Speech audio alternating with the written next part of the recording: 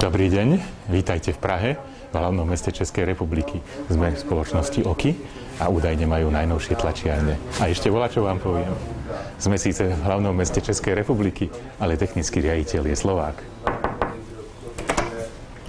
Dobrý deň, prajem. Vítajte u nás. Sme na správnom mieste, chceme pozrieť nové tlačiarne. Poďte, ukážem vám. Tak ideme na to.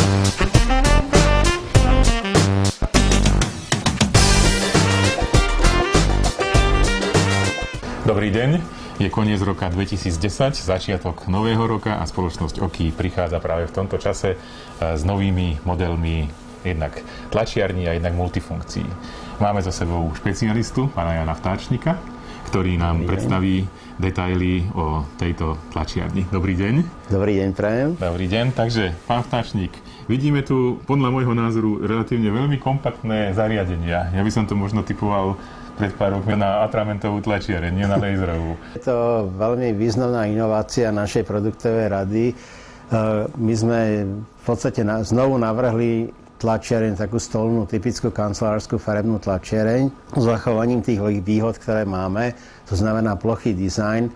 Náležato, je to vlastne vanička plná spotrebného materiálu. Je to jednopriechodová tlačiareň, to znamená dosahuje rýchlosti vyššie ako 20 stránok za minútu v čierno-bielom i čierno-bielej vo farebnej tlači. A je to hlavne hodne kompaktné zariadenie, to znamená zariadenie, ktoré je veľmi nízke, ono je to nižšie ako A4.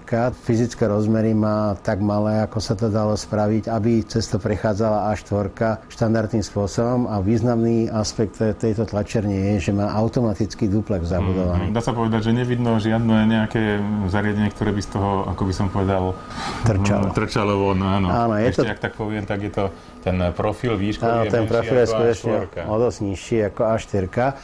Pekný trik je urobený v tom, že ten duplex je realizovaný ako tá spätná cesta papiera cez tú tlačiareň je vlastne realizovaná pod pásovou jednotkou, hodne blízko vlastne tomu stolu a každý model, ktorý z tejto rady sa kúpi, je vlastne automaticky vybavený duplexom. Ja ešte, aby som teda zopakoval, je to model C310DN, takže z toho vychádza ten duplex a N.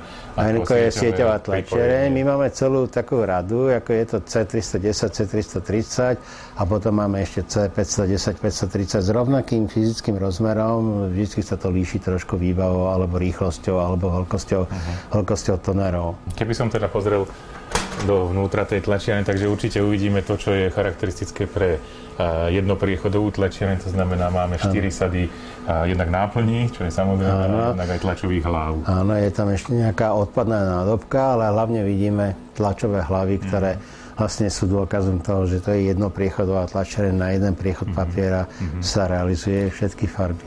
Teraz, ako ste to spomínali, ten duplex musí teda fungovať asi tým spôsobom, že ten papier vyjde von?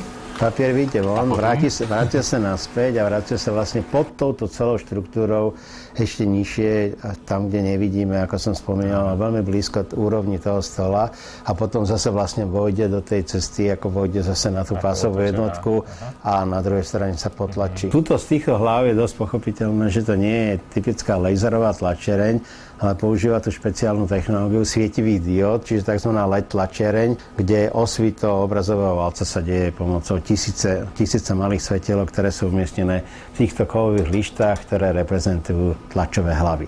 Ale v každom prípade tlačiareň je jednopriechodová, značne rýchla, dosahuje rýchlosti nad 20 stránok v čierno-bielej i vo farebnej tlači a má solidné prevádzkové náklady. Veľkou výhodou tej tlačiarne je, a to už Oki má nejakú dobu, už takmer 2 roky. Po registrácii užívateľ môže získať 3-ročnú záruku, čo je veľká výhoda, pretože typická taká životnosť týchto moderných tlačiarní je 3-4 roky. Takže ide vlastne o doživotnú záruku. Takmer doživotnú záruku. Na tie tlačové hlavy my tradične držíme záruku doživotnú, ale ako samotné zariadenie, keď má niekto 3-ročnú záruku, to už je veľmi slušné. A vidím podsvietený displej, to sa mi páči. Áno, podsvietený displej, to je také celkom šikovné, neruší to a pritom je ergonomicky natočený, aby sa dal dobre sledovať. Je tam také kruhové ovládanie, hodne jednoduché. My sa snažíme držať to, v čom sme dobrí, to znamená tradične dobrú tlač, nie len v čierno-bielej, ale hlavne vo farbe. A to nemajú zabudovanú v sebe akúsi informáciu o tom, pre akú tlačeň sú určené a pre aký typ tlačiarne. Takže keď tam nemá tú elektronickú informáciu, tak tlačeň odmietne pracovať s tým tonerom. Ešte by sme sa trocha pozreli na toto multifunkčné zariadenie, to má označenie MC361.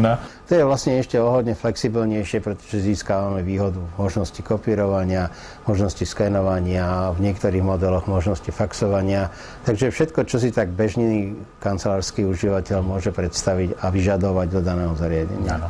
Toto je model, ktorý umožňuje faxovanie. Používa sa ešte fax? Cieľ je dostať tie faxy do tých multifunkčných zariadení, pretože sa používajú dosť sporadicky a navyše dneska v tomto zariadení už máme štandardne zabudovaný internetový fax, to znamená obídenie celej tej analogovej cesty a poslanie mailu s tým, že sa získa výhoda, že prakticky okamžite máme odpoveď, či to tam prišlo alebo nie. Automatický podávač, keď je prítomný, tak je to indikácia toho, že je to trošku vyšší DIP ako multifunkčné zariadenie, že to nie je len skenovanie zo skla.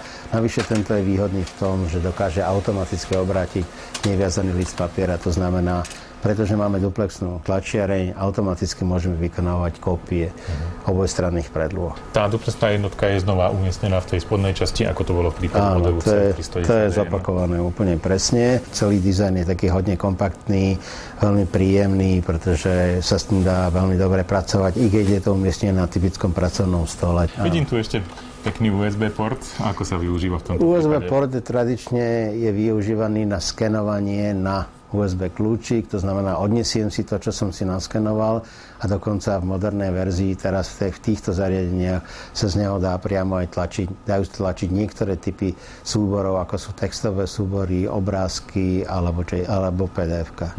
Takže sieť je automatická a duplex tradične vychádza to z tej rady tých automatických duplexných tlačiarní, takže celé je to hodne kompaktné. Dá sa rovnako pohodlne dostať k tomu prevádzkovému materiálu, k tým tonerom? Dá sa k tomu dostať veľmi jednoducho, pretože samozrejme skener je výklopný a tým pádom automaticky môžeme zdvihnúť a môžeme sa elegantne dostať k spotrebnému materiálu rovnakým spôsobom ako u tej tlačiarni.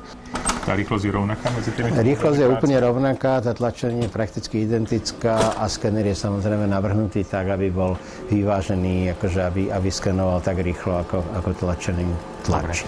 Typický používateľ sú, tak naša cieľová skupina sú komerční užívateľia, to znamená malé stredné firmy, pre ktoré je to pomerne ideálna platforma, pretože je to veľmi kompaktné zariadenie, pritom veľmi výkonné, s vysokou kvalitou tlače, s vysokou kvalitou kopírovania. Táto multifunkcia je veľmi dobre vybavená aj z hľadiska elektronickej komunikácie. Napríklad dokážeme už sieťovo faxovať, sieťovo skenovať, to znamená, ani sa nemusíte zdvihnúť zo stoličky, môžete napísať vo Worde dokument a odfaxovať ho buď tradične, alebo internetovo, poslať do mailu, podobne. A takisto vie skenovať do adresára, do FTP servera a tak ďalej. V prípade tejto multifunkcie je už ten displej väčší, ak vidím, tak sa dá dokonca vyhnúť. Áno, aby sme si ho mohli natočiť. Taký moderný trend, že pomaličky ustupujeme od tých GDI zariadení a prechádzame viac na tie lepšie vybavené, inteligentnejšie. Dobre, takže toto bolo predstavenie tlačiarne Oki C310DN a multifunkčného zariadenia Oki MC361, ktoré aktuálne prichádzajú aj na náš trh a budú predstavovať veľmi zaujímavé zariadenia pre prácu s farebnými dokumentami. Ďakujem vám pekne za predstavenie a tešíme sa na budúce pri predstavení ešte vyšších modelov. Prosím, dovidenia.